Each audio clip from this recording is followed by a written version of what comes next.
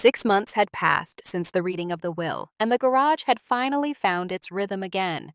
The buzz of old motors and the hum of classic rock on Jack's dusty radio filled the air every morning like a ritual. Business was steady, and I'd started to believe I might actually be able to make this life work. But peace has a funny way of arriving just long enough for you to forget it's temporary. It was a Friday when the letter came. I almost tossed it with the junk mail. The envelope was plain, no logo, just my name typed neatly across the front. I opened it one-handed, not even really paying attention, until I saw the words, "Petition for claim against the estate of Jack Reynolds." My stomach dropped. At first I thought it was a mistake, someone fishing for a payout. Then I saw the name at the bottom, Claire Leland. Leland, as in Marcus Leland, the man who handed me Grandpa's journal. I sat down on the shop's metal stool and read every word.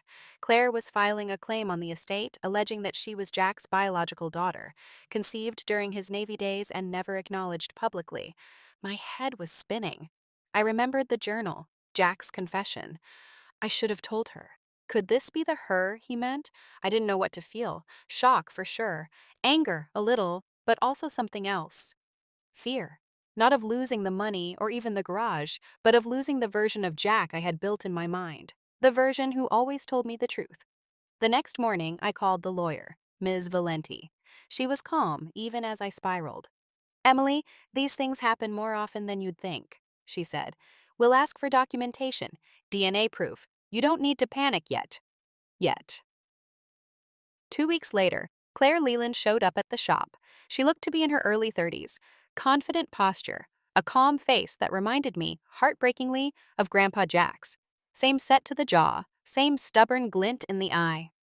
She waited until my last customer left, then walked over to the counter. "I'm not here to fight," she said.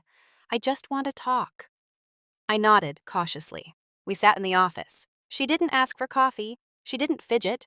She just looked at me and told her story. She never knew who her father was until her mother passed and left behind a letter, explaining that she'd had a relationship with a man named Jack Reynolds during a naval assignment in Guam.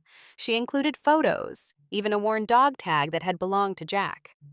Claire spent years wondering if she should find him. She never did.